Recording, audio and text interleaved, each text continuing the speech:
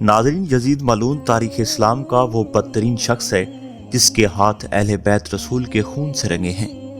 اس کی سیاہ شخصیت اور کارنامے اسے فرعون، نمرود اور قارون کے صف میں کھڑا کر دیتے ہیں، جس کا انجام آخرت میں بھیانک ترین اور باعث عبرت ہوگا۔ اس نے مدینہ میں فساد برپا کیا، کعبہ کو نظر آتش کیا اور سینکڑوں صحابہ کو اپنی بیعت توڑنے کی وجہ سے شہید کیا، لیکن اس کا سیاہ ترین کارنامہ امام علی مقام حضرت حسین ابن علی علیہ السلام اور اہل بیت رسول کو شہید کرنا تھا۔ یزید ملعون کا پورا نام یزید بن معاویہ تھا، جس کی ولادت 25 ہجری یعنی سن 645 عیسوی میں حضرت عثمان غنی رضی اللہ عنہ کے دور خلافت میں ہوئی۔ ناظرین، جب سن 60 ہجری میں معاویہ نے امیر المومنین امام علی علیہ السلام سے بغاوت کر کے شام میں بنو امیہ حکومت کی بنیاد رکھی تو اس وقت یزید نوجوان تھا، لہٰذا معاویہ یزید کو ابو سفیان اپنے بعد حاکم بنانے کی کوشش میں لگ گئے، اور پھر صالح حسن کے بعد جب پوری حکومت معاویہ ابن ابو سفیان کے ہاتھوں آئی تو انہوں نے شام، عراق، مصر اور حرم میں اپنی حمایتوں کے ذریعے خطبوں میں یزید کا نام لینے کا حکم دیا۔ ناظرین، نیز اس کے بعد تلواروں کے زور اور دیناروں کی تھیلیوں کے ذریعے گورنروں اور سپہ سالاروں کو بھی یزید کا حمایتی بنایا گیا۔ امام حسن علیہ السلام کے ساتھ کی جانے والی شرائط کو توڑ دیا گیا۔ سن 60 ہجری میں نبی صلی اللہ علیہ وآلہ وسلم کی پیشن گوئی کے مطابق یزید تخت نشین ہوتا ہے اور تاریخ اسلام کا ایک سیاہ باب کھل جاتا ہے۔ کچھ اصحاب رسول یزید کی بیعت سے سری طور پر انکار کر دیتے ہیں، جن میں اس وقت کے سب سے افضل شخص اور نواسہ رسول حضرت امام حسین علیہ السلام بھی شامل تھے۔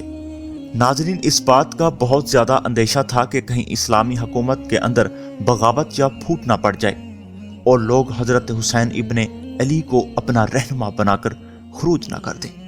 ناظرین، اس جرم میں امام حسین علیہ السلام اور اہل بیت رسول کو سن 61 ہجری میں میدان کربلا میں یزید کے حکم سے شہید کر دیا جاتا ہے، اور ان کے سر کو بطور عبرت شام کے بازاروں میں نیزوں پر بلند کیا جاتا ہے اور لوگوں کو دکھایا جاتا ہے کہ بغاوت کا کیا انجام ہوتا ہے۔ ناظرین، یزید کی ذاتی زندگی کو مورخین نے فحاشی، برائی، خباثت اور سرکشی سے بھرا ہوا لکھا ہے۔ امام طبری نے نقل کیا ہے کہ حضرت عبداللہ بن حنظلہ رضی اللہ عنہ اور اصحاب کی ایک جماعت نے جب یزید کے متعلق معلومات کی اور اس کے دربار پہنچے تو اسے ایک سرکش حاکم پایا، لہٰذا حضرت عبداللہ بن حنظلہ کہتے ہیں کہ خدا کی قسم، ہم یزید کے دربار سے اس حال میں باہر نکلے کہ ہمیں آسمان سے پتھر برسنے کا خوف تھا۔ ناظرین، وہ ایک بے دین، شراب خور، موسیقار کا چاہنے والا، کتوں بندروں سے کھیلنے والا اور زنا کرنے والا شخص تھا۔ علامہ مسعودی لکھتے ہیں کہ یزید کی زندگی فرعون کی مثال تھی۔ شہادت حسین کے بعد یزید ملعون نے لوگوں پر بے دریغ ظلم کیے۔ جب مدینہ والوں نے اس کی بیعت توڑی تو اس نے شامی لشکر کو مدینہ بھیجا۔ ناظرین، 3 دنوں میں سپاہیوں نے مدینہ والوں پر مسلسل ظلم کیے۔ صحابہ کرام کو قتل کیا گیا، لوگوں کے مال لوٹے گئے، عورتوں کے ساتھ زنا کیا اور مسجد نبی میں اپنے گھوڑے باندھے۔ پھر 63 ہجری کے آخر میں جب حضرت عبداللہ بن زبیر رضی اللہ عنہ مکہ میں اپنی امارت قائم کر لی تو یزید کے حکم سے شامی فوج نے مکہ پر چڑھائی کر دی اور حرم میں منجنیق پھینکے، جس سے کعبہ میں آگ لگ گئی۔ بیت اللہ کی ایک دیوار بھی شہید ہو گئی۔ ناظرین، اب آپ لوگوں کو بتاتے چلیں کہ یزید کی موت آخر ہوئی کیسے۔ یزید کی موت کے متعلق مورخین کے الگ الگ اقوال اور روایت ملتی ہیں، جن میں سے سب سے زیادہ باسند اور صحیح قول یہ ہے کہ شہادت حسین کے واقعے کے بعد جب یزید اپنے جشن اور تکبر میں مست تھا، اس وقت اس نے مکہ پر حملہ کرنے کا حکم جاری کیا۔ یہ سن 64 ہجری ربیع الاول کا مہینہ تھا۔ چند ہی دنوں میں وہ ایک موذی بیماری میں مبتلا ہو گیا۔ ناظرین، اس کے پیٹ میں خطرناک درد اٹھا، جس سے اس کی آنتیں سڑنے لگی اور ان میں کیڑے پیدا ہونے لگے۔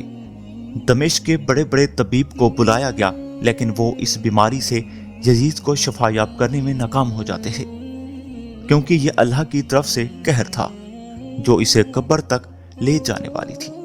नाज़रीन, आंतों के सड़ने के बाद वो बिस्तर पर मछली की तरह तड़पने लगा और अपने बिस्तर पर पांव मारता था। वो रात रात भर दर्द के मारे चीखता और अपनी तकलीफ की शिद्दत से जब चीखें मारता तो खंजीर की तरह आवाज निकलती। अगर पानी पीता तो हल्क में जाकर छुरी चलने जैसी तकलीफ महसूस करता और ना पीता तो सीने में आग लग जाने वाली जलन महसूस करता। तारीख की किताबों के मुताबिक 15 रबीउल अव्वल के दिन इसी हालत में तड़पते हुए वो फासिल जहन्नम हुआ।